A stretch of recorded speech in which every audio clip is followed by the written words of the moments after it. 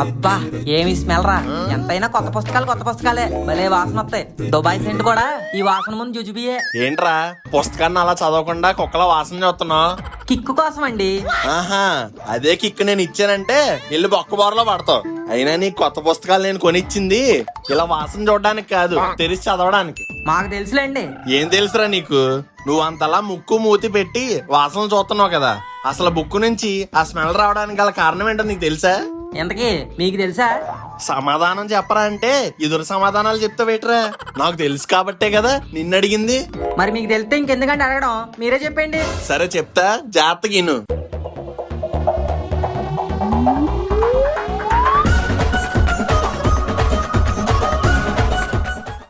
కొత్త పుస్తకాలు అలా వాసన రావడానికి గల కారణం ఆ కాగితం తయారీలో ఉపయోగించే సెల్యులోజ్ అనే తక్కువ మోతాదులో వాడిన లిగ్నిన్ అనే రసాయనం. న్యూస్ పేపర్స్ లో కూడా ఈ లిగ్నిన్ ఉన్నప్పటికీ అది ఎక్కువ మోతాదులో వాడటం వల్ల న్యూస్ పేపర్స్ నుంచి ఇలా వాసన రాదు. ఇంకో విషయం, పాత పుస్తకాలను ఎప్పుడైనా చూసావా? పాత పుస్తకాలా అమ్మేశానండి. నాకు తెలుసురా నీ గురించి. ఎప్పుడైనా పుస్తకాలు చూస్తే కదా, పాత పుస్తకాల్లో పేజీలు పసుపు రంగులో మారడానికి గల కారణం కూడా ఈ లిగ్నినే. దీంతో పాటు కాగితంలో ఉండే సెల్యులోజ్ కూడా ఆక్సిడేషన్ అయ్యి ఇలా అవుతుంది. ఇలా పేపర్ లో ఉండే లిగ్నిన్ తో పాటు హైడ్రాక్సైడ్, అలానే బుక్ బైండింగ్ లో ఉపయోగించే వెనైల్ ఎస్టేట్, ఇథిలీన్ వలన కొత్త పుస్తకాల నుంచి ఈ వాసన వస్తుంది. Fact number 2. రే, ఇతన్ని చూసావా? ఈనేటి నాన్నగారు ఎంపైరింగ్ చేస్తున్నాడా? చెయ్యెత్తి అవుట్ అని చూపిస్తున్నాడు. అంపైరింగ్ కాదురా, ఎంపవరింగ్. కొంచెం అర్థమయ్యేలా చెప్పండి. ఈయన పేరు అమర్ భారతి. ఈయన ఒక సాధువు. ఈయన 48 ఏళ్లుగా ఎత్తిన చేయి దించలేదు. ఏంటి?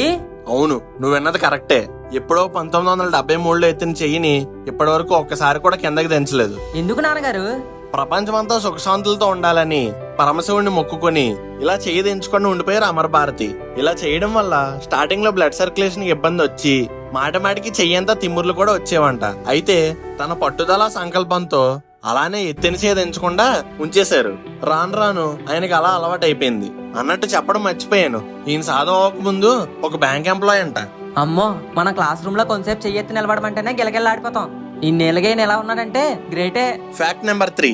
నాన్నగారు ఇంట్లో ఉండి ఉండి బోరు కొట్టేస్తుందండి. ఏదన్నా కొత్త ప్లేస్ కి తీసుకెళ్లొచ్చు కదా. కొత్త ప్లేసా?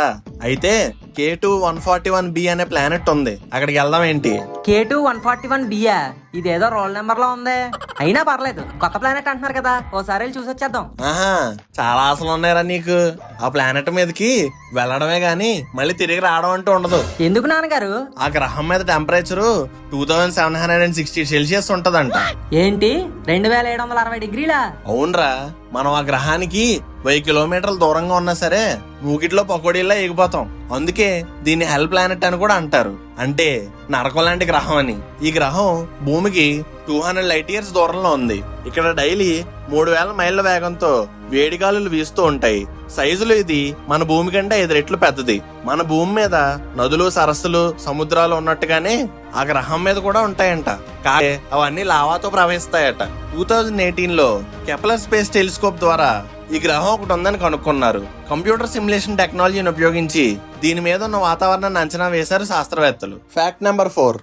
అసలు ఈ చదువు అనే కాన్సెప్ట్ ఎవరు కనిపెట్టారు నాన్నగారు? 1 డిగ్రీ కంప్లీట్ చేసేప్పటికి తల ప్రాణం తోక వస్తుంది. ఒక్కదానికి నువ్వు ఇలాగంటుంటే ఏకంగా 145 డిగ్రీలు చేశాడు. మరి ఆయన ఏమనాలి? ఏంటి 145 డిగ్రీలా? అతను మనిషా మానవ కంప్యూటరా?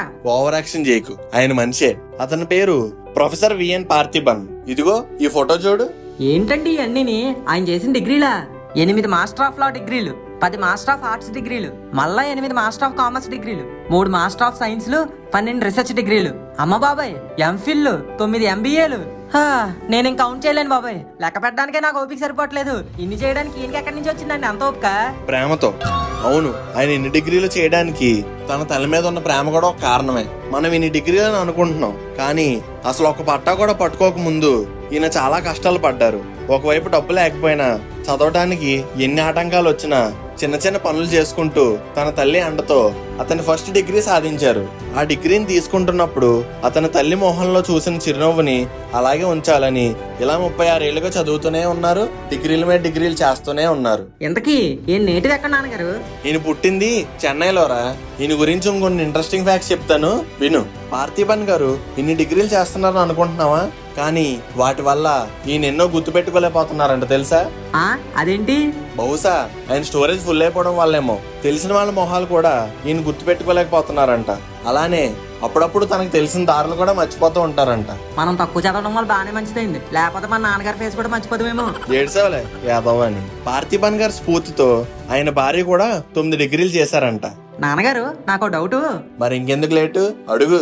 మనం ఒక కాలేజీ నుంచి ఇంకో కాలేజీకి మారాలంటేనే టీసీ కంపల్సరీ అంటారు కదా, మరి ఇన్ని కాలేజీల్లో చదివి ఎలా మేనేజ్ చేశారు? మేనేజ్ చేయడం ఏముందరా, ఇతను టీసీలు అడగని యూనివర్సిటీలో కాలేజీలోనే చదివేవారు. ఇంకో ఫ్యాక్ట్ ఏంటంటే ఈయన ఇన్ని డిగ్రీలు చేసిన మ్యాథ్స్ అంటే ఇప్పటికీ భయమేనంట. ఏమనుకుంటున్నారు, అట్లా ఉంటది మ్యాథ్స్ తోటి. ఎంత మహాబలుడైనా మ్యాథ్స్ ముందు పసివాడే. Fact number 5. ఖతర్ అనగానే మనకు గుర్తొచ్చేది ఏంటి? కత్తర్ పాపండి. నోరుమై యాతవని. ఖతర్ అంటే గుర్తొచ్చేది పాపలు కాదురా, పెట్రోలు గ్యాస్లోను. ఓహో, ఇంతకీ అక్కడ ఏమైందండి?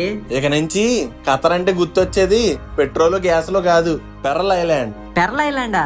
ఏముందండి అందులో స్పెషాలిటీ? జనరల్ గా డబ్బులుంటే మనం ఇల్లు కట్టుకుంటాం, ఇంకా ఎక్కువ డబ్బులుంటే అపార్ట్మెంట్ కట్టుకుంటాం. కానీ ఈ ఖతరోళ్ళు మాత్రం ఏకంగా ఒక దీవెనే కట్టేశారు. అంటే ఇది ఇది నేచురల్ గా ఏర్పడిన దీవి కాదు, మనోళ్ళు ప్లాన్ వేసి తయారు చేసిన ఐలాండ్. ఖతర్ రాజధాని అయిన దోహాలో సుమారు 4 చదరపు కిలోమీటర్ల విస్తీర్ణంలో ఉంది ఈ దీవి. ఎంతైనా ఈ అరబ్బోలేనండి, తాగడానికి నీళ్ళు లేకపోయినా బుర్రలో ఐడియాలు మాత్రం బోల్డెన్ ఉంటాయి. ఇంతకీ ఈ ఐలాండ్ లో ఏముంటాయండి? నువ్వు అసలు ఈ ఐలాండ్ లో ఏం ఉండవు అని అడగాలరా. దాదాపు అన్ని దేశాలకి చెందిన ఫుడ్ ఇక్కడ దొరుకుతుంది. 50,000 కుటుంబాలు ఉండేలాగా ఇక్కడ అపార్ట్మెంట్లు, టెంట్ హౌస్లు, పెంట్ హౌస్లు, విల్లాలు ఇలాంటి బోల్డ్ కట్టారు. దాదాపు 180 దేశాలకు చెందిన 28 లక్షల మంది ఇక్కడ జీవిస్తున్నారు. ఈ ఐలాండ్ అంతటిని 12 జిల్లాల కింద చేసి ఆఫీసులు, బిజినెస్ల కోసం ప్రత్యేకంగా 2 టవర్లను కట్టి వాటికి ది పెరల్ గేట్వే టవర్స్ అని కూడా పేరు పెట్టారు. ఇక ఫ్రెంచ్, ఇటాలియన్, స్పానిష్ డిజైన్స్ తో కట్టిన బీచ్ విల్లాస్ అయితే చాలా బాగుంటాయి. ఇంతకీ ఈ దీవికి పెరల్ ఐలాండ్ అనే పేరు పెట్టడానికి గల కారణం ఏంటో తెలుసా? ఇప్పుడు పెట్రోలు, ఆయిల్, గ్యాస్లు, ఒంట్లు వీటన్నిటికన్నా పూర్వం ఈ ఖతర్ పెరల్స్ కి బాగా ఫేమస్. అందుకే ఇప్పుడు ఈ దీవికి పెరల్ ఐలాండ్ అనే పేరు పెట్టారు. Fact number 6. ఈనేటండి పోయి ముసలి నోట్లో చెయ్యెడుతున్నాడు. దానికి ప్రసాదం పెట్టడానికి రా. ప్రసాదం పెట్టడానికా? అదేమన్నా మనిషా ప్రసాదం పెట్టి తీర్థం పోయడానికి? అది మనిషి కాకపోయినా మనకి ఎంత భక్తి ఉంటుందో దానికి కూడా అంతే భక్తి ఉంటది. ఈ మొసలి కేరళలోని కసరగాడ్ లో ఉన్న అనంతపుర లేక్ టెంపుల్ కి ప్రొటెక్టర్. మొసలి ప్రొటెక్టరా? అవును, ఈ గుడికి ఎప్పుడు మొసల్లే కాపలా కాస్తూ ఉంటాయి. ఒకటి చనిపోయినా సరే ఇంకోటి దాని స్థానంలోకి వచ్చి ఈ ఆలయాన్ని కాపలా కాస్తూ ఉంటుంది. ఈ మొసలు కూడా అలాంటిదే. దీని పేరు బబియా క్రొకోడైల్. ముసలు అన్నాం కదా, మాంసాహారం లేకపోతే మొత్త దిగదు అనుకుంటావేమో. ఇది ప్యూర్ వెజిటేరియన్. 2 పూటల పూటకి 2 కేజీల బెల్లం పొంగల్ని ప్రసాదంగా తింటుంది, అది కూడా పూజారి పెడితేనే. ఇదేదో భలే విచిత్రంగా ఉంది. అవును, ఇంకో విషయం ఏంటంటే తిరువనంతపురంలోని అనంత పద్మనాభ స్వామి గుడి ఉంది కదా, ఆ గుడికి ఇదే మూలస్థానం అంట. ఇంకో ఇంట్రెస్టింగ్ విషయం ఏంటంటే ఈ గుహ నుంచి అక్కడికి దారి కూడా ఉందంట. ఇక ఈ మొసల విషయానికి వస్తే ఇది ఒక మగ్గర క్రొకోడైల్ అనే జాతికి చెందిందంట. ఈ మొసళ్ళు ఎలకలు, చేపలు అలానే నీటిలో ఉండే నాచును తింటూ బతుకుతాయంట. ఎవరేమన్నప్పటికీ ఈ గుడికి కాపలా కాస్తూ ఈ బబియా క్రొకోడైల్ మాత్రం ఒక ఫేమస్ సెలబ్రిటీ అయిపోయింది. ఓహో, నాన్నగారు ఇంతకీ మీకు ఇన్ని ఇంట్రెస్టింగ్ ఫ్యాక్ట్స్ ఎలా తెలుస్తున్నాయండి? ఇంకెలాగా, మన ఫన్మోజీ ఫ్యాక్ట్స్ ని సబ్స్క్రైబ్ చేయడం వల్ల. అవునా? ఇదిగోండి ఆడియన్స్, మీకు కూడా ఇలాంటి బోల్డ్ అండ్ ఇంట్రెస్టింగ్ ఫ్యాక్ట్స్ తెలియాలంటే ఇప్పుడే ఈ వీడియోని లైక్, షేర్, కామెంట్ చేసేసి మన ఫన్మోజీ ఫ్యాక్ట్స్ ఛానల్ ని సబ్స్క్రైబ్ చేసుకోండి. అలాగే ఆ పక్కనే ఉన్న గంట సింబల్ కొట్ట మాత్రం మర్చిపోకండి.